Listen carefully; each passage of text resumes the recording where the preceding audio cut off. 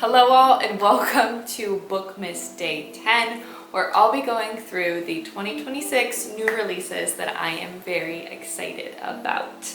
I don't have a too extensive list today. I am very particular with the new releases that I have on my radar, whether it be authors that I know and love, and so I kind of track when they're going to come out with something else, or maybe it's a continuation of a series that I'm currently in the middle of, which is not that many of them. Or the third option is that I already have arcs from NetGalley that I have to read before these books get published. So without further ado, let's dive into it.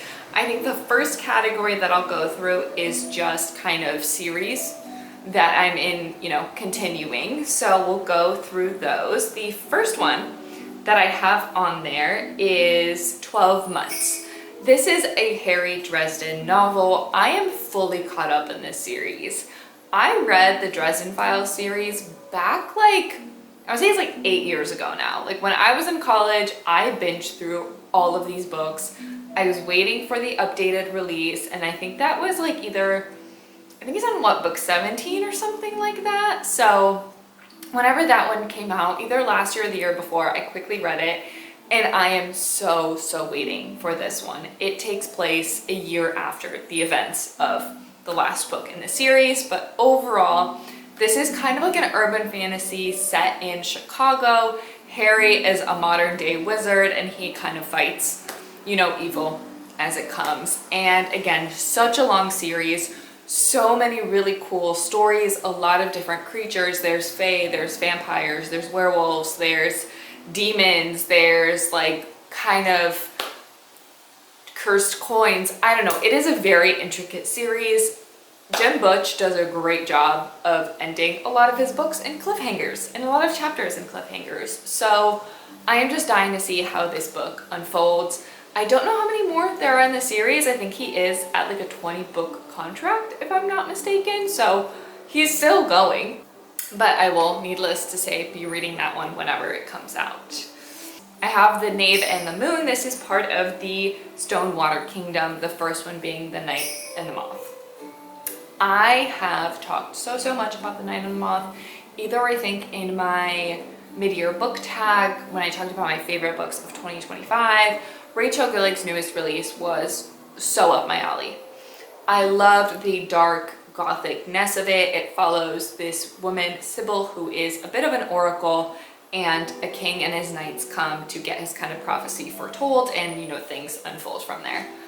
Love it. I am so sad and so ready for this book 2 because once again, book 1 ended in a big cliffhanger. So patiently waiting for that one. I think it's coming in the fall. It's coming in, September 1st. So I've got a while to wait in 2026, but that one is pretty high up there. The last series I actually almost forgot about is Dead Beat. This is the Alex Stern series, the first one obviously being Ninth House.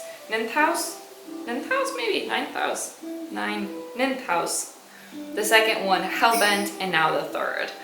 I have been sat and waiting. I read book 2 back in 2023, so it has been 3 years until this third book comes out. This follows our main character, Alex, as she's kind of in this school. I think she has powers, and I think someone goes missing. What happens in the first one?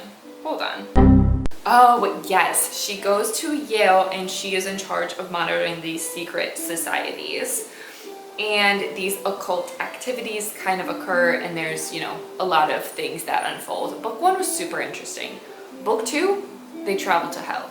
It was super interesting. And there's just the slightest hint of a romance, the biggest slow burn possible. So please leave Bardugo and make it a good one. That is the kind of series category. The next one is authors that I kind of have on my radar. So I've read things by them before, and I am excited for them to come out with some other books.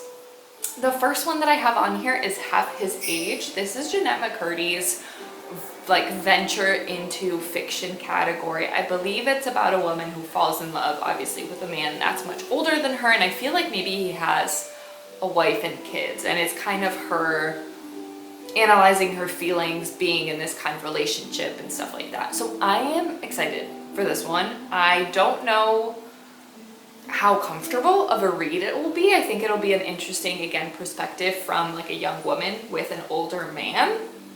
But again, Jeanette McCurdy kind of made a huge change where she came out with her memoir. So I'm curious how her writing style will be for a fiction novel. The next one I've got is Vigil. This is George Saunders' newest release. I tried reading Lincoln in the Bardo a while ago, and that one just unfortunately was not for me. I didn't really like the writing style. The only thing that I read by George Saunders is his nonfiction, A Swim in the Pond in the Rain, and I loved that one. So I'm willing to give Vigil a try. I think the whole premise is a man is on his deathbed and he kind of recounts his life in a sense. So that's kind of all I know. That might be enough for me if I'm in the mood for kind of a more serious, introspective book. I will pick that one up. Next I've got Our Perfect Storm. I am all caught up with Carly Fortune's backlog. I have read every single book this woman has published. To me, I just love her romances. They just heal something in my heart. I love the men. I love whatever she writes. They're set in Canada. They're set at like lakesides. They're set during the summer. They are just so, so good. Let me see exactly what Our Perfect Storm is about. Okay, so it is about two best friends, Frankie and George. They've been best friends since they were 8. So it's about to be Frankie's wedding weekend, and she doesn't know where her and George stand, or if George will even show up as her best man. Her fiance dumps her at the altar the next morning, leaving only a note. Frankie returns to her family home, but George has a different idea. He wants her to go on her honeymoon with him. I'm so sad. If this is like a second chance romance or a friends to lovers, I'm so, so sad. Please, Carly, whatever I can do to get this arc, give it to me because I need it. I'm so excited for this one. The second it comes out, 5th of May, 2026, I'll be reading it. I'm so ready. So, so ready for that one. And then the next one is a nonfiction, but this one is called Plant Powered Plus, which if you're not in the health space, you don't really care.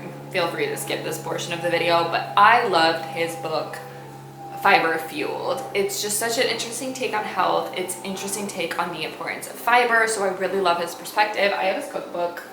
I love the recipes there. He also has cookbooks in his nonfiction book, but Plant Powered Plus I think goes specifically into inflammation, which I have an autoimmune disease, so that's very important to me. I think this one comes towards the beginning of January, so I might pre-order it just to have it, because again, a nonfiction one I kind of use more as like a source, and I could go back to it time and time again to read a little bit about it. So that is the last one in kind of the authors I've got on my radar that I am very excited for.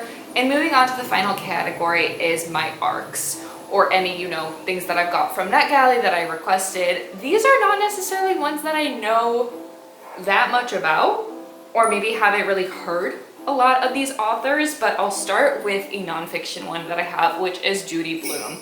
I think this is a biography of her life.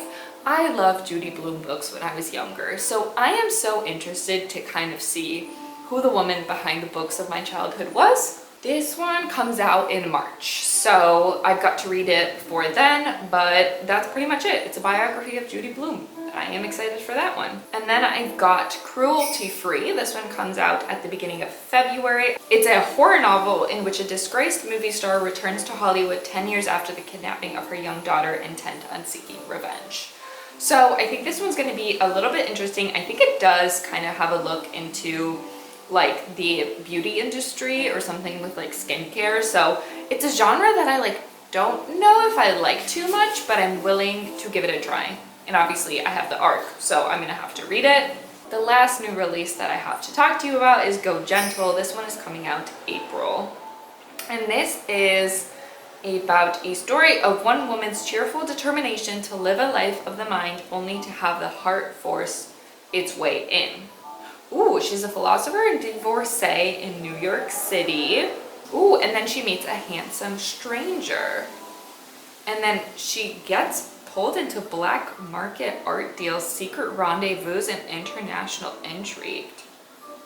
interesting. So it's a romance. I was not sure about that, but I love the cover, so I requested this one, and I got that one to read as an ARC. So at some point, maybe I'll make a video going through my ARCs. But yeah, like I said, short and sweet list, because I do like to see, you know, throughout the year what people are kind of buzzing about, what has come out that maybe I should put on my radar. These are just the ones that I am like fully locked in for, ready to read when they come out. So yeah, I hope you enjoyed this video. If there's any that I missed that you are very excited for, please put them in the comments below, and I will see you tomorrow for another Bookmas video. Bye for now.